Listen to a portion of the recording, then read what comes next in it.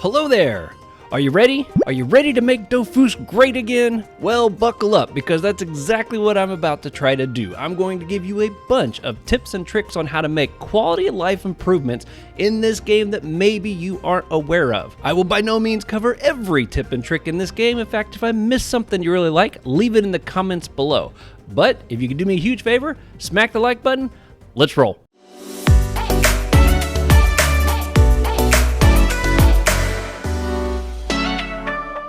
Alright, if you are a multi-accounter, right here on the launch screen, you can click this little multi-account button right underneath the play button. Over here, you can then add every account that you have and select the order that you would like them to be logged in case you don't want to log all the accounts at one time. Then when you come back here to the play button, instead of just clicking play multiple times to log all those accounts, hold down the control key on your keyboard and then hit the number for the number of accounts you want to open. So if you wanted, like me, to open all 4 accounts, hold control, tap 4, and Comma Launcher will then launch 4 screens in a row in the order that you have them on that list. All right, another fantastic feature. Click the game options right here. Underneath connection, you can set this to log into straight to the server, straight to a character, or directly into the game. So when you hit that play button, you can go right to where you typically like to. All right, here's a cool little trick if you got things in the market. As soon as you log in, come over here to your information in the bottom left-hand corner, and you can scroll up until you find the total amount sold. It'll tell you how many commas you sold during your time out of the game. If you click the bold font here that says commas, it will then bring up a list of everything that was sold while you were gone. This can be real handy if you've got more of that item and you want to rush over there and get those in the market, just in case it's something that apparently is selling pretty quick. Tired of seeing the window bars up there along the top of your screen while you're playing your game? You can fix that. Click on the option menu right here underneath general, go all the way down and see this full screen mode, check that box, boom, Windows disappears. Ever find yourself accidentally buying overpriced items in the market because you didn't realize that comma price had changed on you? Don't worry, got a little something here I can show you. Underneath options, go to menu, and then right here underneath the general, it says hold the marketplace purchase pop up 2 seconds if the price is too different, always, or never. So if you set this, what it'll do is if that price changes on you and you didn't notice and you click that, it'll stop for 2 seconds and make sure you do want to do that. On the flip side of it, if that is happening to you and you're totally annoyed by it, you can come over here and switch it to never, and you don't have to deal with that ever again, and just hope you never make a bad purchase. One more thing I get asked about a lot, and it's right here underneath the options. If you go over to features, you can go down and uncheck display mounts and pets mounts. Now you'll get to see your character and all the other characters do their spell animations.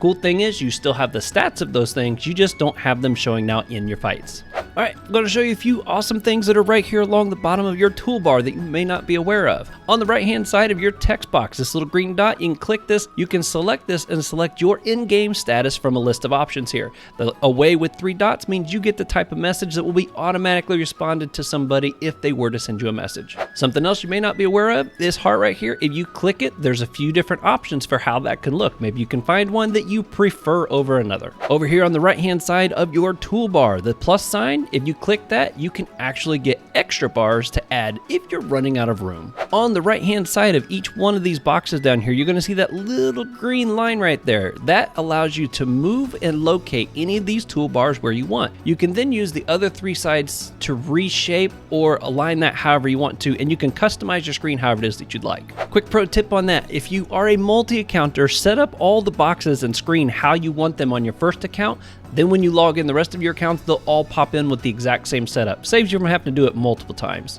All right, another awesome feature that's available for you right here on this mini map. If you look right above it, there is this little square on top of a square, or you can use the L button. This will show you what the fight is going to look like on the map before you even start. If you don't like the layout that you see, you can do a small fight and then a new set of squares will be generated for the next fight. So that's a fun way to find out if you need distance or if you want to be close. You can kind of get a peek at that before you even start the fight. Right next to that is this little circle within a circle. or you can use the Y button on your keyboard. This will show you anything on the map that is clickable. Doorways, if you're on some quest where you gotta find certain things on a map and you don't know what it is you need to click, you can tap that Y button to see exactly where that is that you need to go click. And one last feature right here, the I, or you can use the Z button on your keyboard. Another really handy tool, it will light up any of the people or mobs that are on the fight. So you can see the character names, you can see how many creatures are in the fight. It can sometimes also help you spot things behind buildings without having to go into transparent mode first.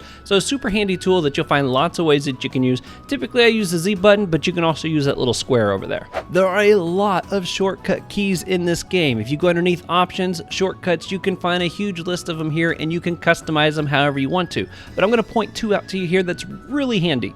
If you hold down shift and tap D, you can get on and off your mount, which can be so much faster than digging through the menus. And one other one I'll show you real fast just because it'll be a little tricky to find. If you tap the N key on your keyboard, this is how you can get your titles and ornaments. Sometimes that can be a little hard to track down. All right, got something listed in the market that somebody came by and unbid all of them that you've listed by 1 comma? Well, there's a fast way you can change these. If you check these little boxes on the far right-hand side, as long as it is the same item, if you click a different item, it will now say you can't modify it. But if they're all the same item, check them all, then come up here to adjust your price, and when you hit modify, it'll modify all of those for you at one time, making it so much easier if you've got a ton of an item listed in the market. Sometimes it can be super tricky to compare like items in the market, but I'm going to show you a quick little trick here. If you hover over top of the one that you're most interested in, tap the Alt key and it'll pin it on the screen. Scoot it over here to the left, and then when you come back, you can slide down the rest of these and very easily compare stats next to each other to figure out which one has everything that you want, no matter how crazy long the list may be. All right, you got a specific profession you're trying to level. Well, inside the bank in the bottom left-hand corner is this recipes possible button. It's going to bring up a list of every recipe that you can possibly create based upon the resources you already have. Then at the top, you can select the profession you want. Now, maybe 123 is not going to give me much XP when I'm level 188. Well, then you can start to select the number of ingredients that are missing from what you already have. So if you put this at 1, and suddenly you realize I have everything needed to craft this except for 1 pebble. This is going to get me a lot more XP. And you can put 2, 3, 4 resources here trying to figure out what it is that you need to be able to craft the gear that's going to give you good XP for your profession. Extra pro tip on that, you also have this possible recipes button right here on your inventory. If you've been having to hit the resource market and buy a bunch of resources for your crafts, click that button first and make sure that the craft that you're supposed to be crafting is showing up in the list now. If you don't see it here, you either are missing an item that you thought you bought, or maybe you didn't buy enough of it. Then you can simply just select 1, 2, 3, however many resources you think you might be missing, and you'll be able to figure out what exactly it is that you're missing to make the recipe that you went out to try to do. Wow, that was a mouthful. All right, for those of you who are trying to grind some XP, got a little tip here for you. If you go into your map on the right-hand side, at least on mine, unless it's placed somewhere on yours, you're gonna be looking for this little treasure chest. If you click that, it's gonna bring up this rewards list, and this is trying to show you the area bonus or penalty for all the different areas of the 12 worlds. If you click the word bonus here, it will sort it from top to bottom which places have the highest bonus right now. As you highlight over top of these, you'll begin to see areas light up on the map showing you what area that is, but perhaps you don't know which area is exactly the Wind Dojo. Well, the cool thing is you can actually even hover over top of the space. Anything green has a reward, anything gray has a penalty. If you hover over top of it, in the top right corner, you'll see that it lists the name and the place. Then all you gotta do is click territories to sort alphabetically and scroll down to the area that you were actually curious about, see what the bonus is in that spot. All right, got a few more tips here for you, and these were actually submitted by you, people who commented on a post that I made on my channel here not too long ago. This first one comes from Juan Aquino, and I apologize if I pronounced that wrong, but a cool tip that he showed me is if you select the shop button, come over here underneath commas, Ogren's Exchange. Over in the right-hand corner, it is going to show you all the liquid commas you have available. So even though I've only got around 900,000 on me, it shows me I've got 1.4 total. So it's taking account of what's in the bank. If you've got a chest in your haven bag you've got commas in, or maybe even a house that you've put commas in, it groups all that together and you can quickly reference how many commas you've got total available to you without having to run around to a bunch of places to find out. A couple more tips that were submitted by Eslix Gaming, also commented commented on that post. A couple things he pointed out was the fact that the colors of the spell will give you a hint as to the element of that spell. He also brought up a great feature that I've commented a few times, but you would be amazed how many people returning to the game aren't aware of it. You can now reset as often as you please by just clicking this little circle button next to your characteristics. You'll get all your points back except for anything that you've scrolled, and you can redistribute as often as you like. Try all kinds of different builds with your character. Alright, another tip that was submitted by Narcotico. Again, apologize if I didn't pronounce that completely right. He brought up the fact that when you are in a fight, you can use the hotkeys on your keyboards 1 through 8, 9, and they line up with the top row of your spell bar. So if I push the 3 key, you see that pressure lines up. If I push 4, it's the Sword of IOP. You can customize these and arrange these however you want. Now, I don't know exactly how you get to the bottom row of that, so if anybody knows, feel free to leave that in the comments below.